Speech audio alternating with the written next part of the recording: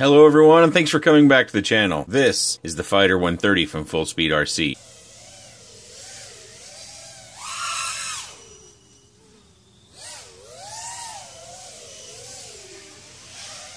Featuring black full-speed branded 1106 7500 kV motors, HQ 30x20 props, 600 TV line camera, 40 channel 25 milliwatt VTX, F3 flight controller with an OSD. The specs say this is a 10 amp 4-in-1 ESC. I suspect it's the new 20 amp ESC, but I haven't checked. JST for your battery connection. We've got a buzzer and an LED. Bottom plates measuring 2 millimeters. Side plates are measuring 2 millimeters too. Motor post to motor post, it does look like it's 130 millimeters. It weighs 70.2 grams. It came with a 500 milliamp 30C rated 2S battery. I wouldn't use it. Also extra nylon standoffs, a couple of screws, and some Velcro. It did come with an extra set of props. I flew with these batteries. The Nanotech weighs 39.7 grams. The MyLipo weighs 44 grams. The 2S battery they gave you weighs 29.1 grams.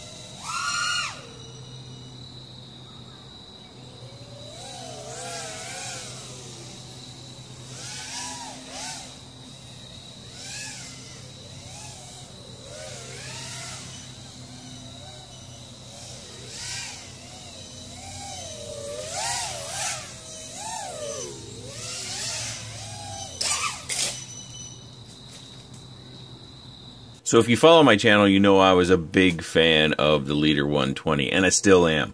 Matter of fact, I was so brazen as to say it was the best micro for the money. You can build a better one, but it's going to cost you a lot more than that one was. It was right around $100. And this one is also very, very good. It's another good quality product from FullSpeedRC. This time we've got a little bigger frame, we've got a little bigger prop, and we've got a little bigger motor. And the thing about that will bother some people is your flight time might be a little bit less. Now the thing that I noticed the most about the flight, you can get up to a 3-minute flight on the batteries that I've already shown you. But you're going to have to manage that flight a little bit. You can't just go all out all the time, which is kind of what I like to do. I like to go sharp and go hard into the turns and maybe let off the throttle and hit it again real hard and get in and out 180s.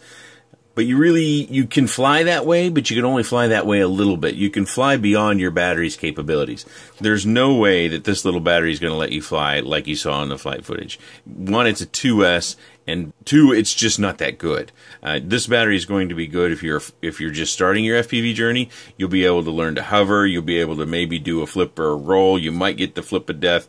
I did not get the flip of death with my batteries. I didn't run this at all. This isn't my first time seeing this battery. They're just not a very good battery. Matter of fact, I wish they'd give us $2 off and just stop putting these batteries in. We'd be much better off taking those $2 and putting them towards a good battery. If you want longer flight times, again, I would suggest the G&B 550s. I've been through a lot of batteries. I'm not claiming to have tested them all. I did the 3S LiPo roundup here a little while ago, and that was mainly opinion. But this is the battery that I like a lot. Matter of fact, I just bought a couple more off the RCGroups Classified today, and they're shipped out, and I'm happy about that. I do think the casing they use on these is not good enough. I'd like to see them have a little better casing, but for $9, I can't complain too much. The C rating is ridiculous on these things. That's just numbers, marketing. Don't worry about that stuff. But this battery is going to give you a longer flight time. I flew with the 480s and the 450s. I liked how they flew with those, and I didn't mind the flight time. And I did learn to fly this, I think, effectively. Would you call it that in the flight video? Did you think that was an effective management of the battery?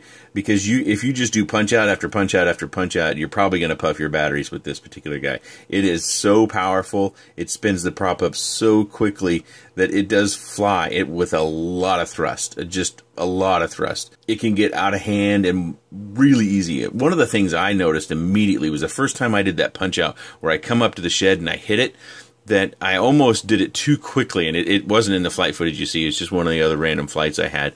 I almost do it too quickly and come up into the tree because I'm used to going forward more as I hit the throttle. It's kind of, almost not like a delayed response, but just where you cover more distance from the moment you decide to go full throttle to actually getting the stick to full throttle and the machine to respond to full stick. This one took off right away. It spins these props up really quick, and then you've got to get back off the throttle or I'm going to end up in the creek behind my neighbor's house. So you get off the throttle and you get lots of good float time. And I think that is probably where this one is different than the Leader 120. If you like to do big moves, if you like to fly over trees and do punch outs and dives and split S's and whatever the moves they call where you're floating, or maybe inverted yaw spins. There's another one I know. If you like to do moves like that, or you want to learn how to do moves like that, this might be the vehicle for you. The other concern with this is flips of death. I said that once on 3S, I didn't find flips of death at all. I would actually get the battery down to, I think it was about 10.5 volts, and I would do a roll and it would be fine. I think I probably had it down to, on punches, I would get the battery down to about 9.4 volts, I think, which is, a little lower than I'd like to, but the batteries recovered pretty well from that. I wasn't running on that. It was just quick little blips, hard turns around a corner, stuff like that. But I don't think it flies overall as well as the Leader 120. The Leader 120, I think, is still a better overall product, especially for me. I like to fly relatively low.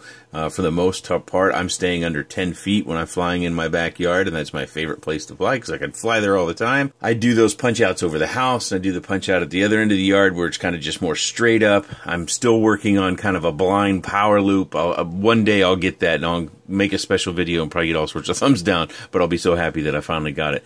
I keep getting stuck in the trees or I end up bailing. But this one is going to get you up in the air. It's going to give you that upward inertia to where you still have upward momentum, and you'll be able to float more so than I think maybe any other quad that I have in this, micro arena, anything with 1100 series motors on it like this. The other thing I think I need to talk about, Frequent Flyer, if you're not familiar, he has a YouTube channel. He does a lot of line of sight flying. He seems to fly and post videos, I think, twice a day, most days. But he's been doing this quite a while. I think it was either on Facebook or somewhere, he had told me that he broke an arm on his. And so in honor of his broken arm, I'm going to run my crash reel up here. Because Frequent, if you stop by, please leave a comment down below on how you managed to break yours, because I crashed mine a lot, and I had a few crashes from way up high to where I didn't hit the throttle really at all a few times and just smoked it into the ground. I don't know. I forgot I was supposed to hit the throttle or something ridiculous.